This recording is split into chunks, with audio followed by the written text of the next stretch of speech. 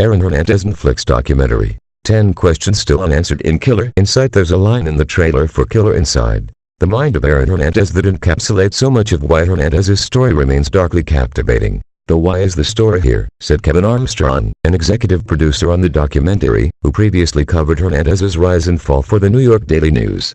While plenty of people have tried to explain or understand what made Hernandez, who seemed to be living the dream of so many, choose a violent, criminal life, nobody knows why.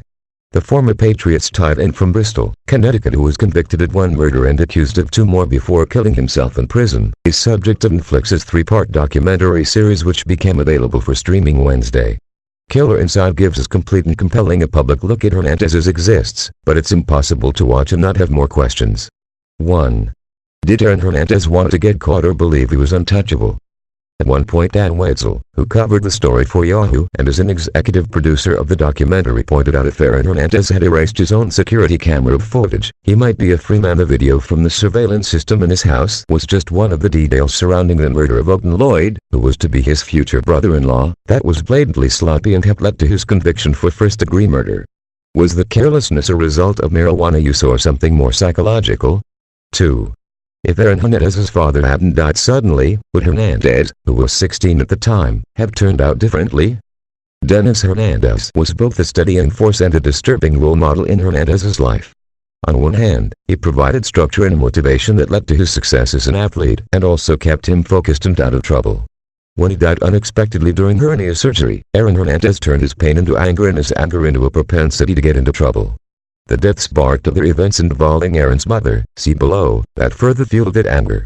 At the same time, Dennis Hernandez was prone to violent streaks and once repeatedly slammed Aaron's mother's head into the sink until she was unconscious. He was also the homophobic, forcing Hernandez to repress his own sexuality. 3. Did Aaron Hernandez's repressed sexuality add to his growing anger? Dennis Sansoki, Hernandez's high school quarterback, described a sexual relationship the two had from middle school to high school, and the fears they had about being found out. Aaron and I had an on and off relationship with each other from the 7th grade to the junior year of high school.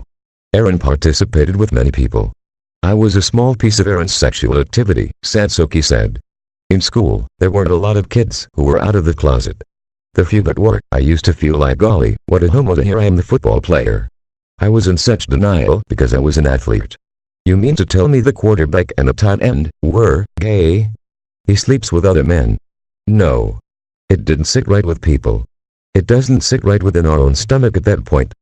After doing it, it was like, did someone catch us? Did someone know? Dude, if we get caught, it's ruined. Our parents are going to disown us. He knew he had to be on a different behavior around his father. We had to hide who we were even in prison. In recordings of phone calls with his mother, Hernandez mocked gay and transgender inmates. Rumors of his sexuality surfaced shortly before the suicide. 4. Did the brain disease CTE contribute to Hernandez's violent mental state? After his suicide, Hernandez's brain was sent to Boston University to be studied for CTE. Dr. Ann McKee, who has been a pioneer in CTE research, said, "This is the first case we've ever seen of that kind of damage in such a young individual." Patrick Hagen, the prosecutor on Hernandez's second trial, didn't rule out CTE's influence on Hernandez's crimes at first. "I thought it was a publicity stunt," he said of the CTE test. "I couldn't have been more wrong when I saw the results of his CTE. I started to look at the signs and symptoms of CTE, impulsions, rash decisions, sometimes the propensity to be violent. It was Aaron Hernandez.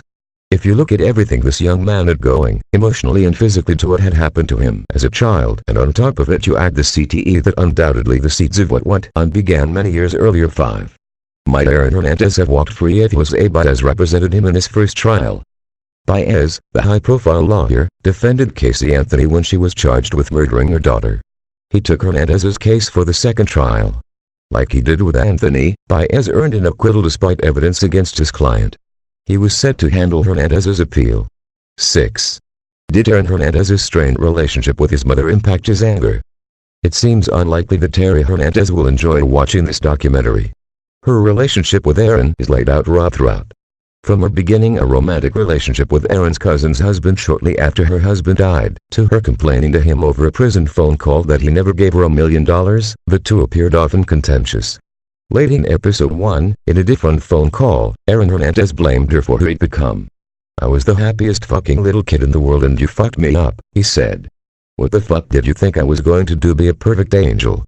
If I was with you right now, probably would have punched the shit out of you. 7. Would he have been better off drafted by another team? On one hand, he seemed to benefit from the Patriot structure in his relationship with owner Bob Kraft, but some of his friends suggested he might have been better if he was away from his family and his friends in his hometown of Bristol, Connecticut. 8. If not for the since repealed abatement law, would Hernandez still be alive? When Hernandez took his own life, a law was on the books in Massachusetts that said if someone died while appealing their conviction, that conviction would be vacated and the deceased would be officially considered not guilty. After being acquitted at his second murder trial, Hernandez was appealing the first. According to Baez, Hernandez hadn't appeared to be in a mental state that suggested he might be a suicide risk.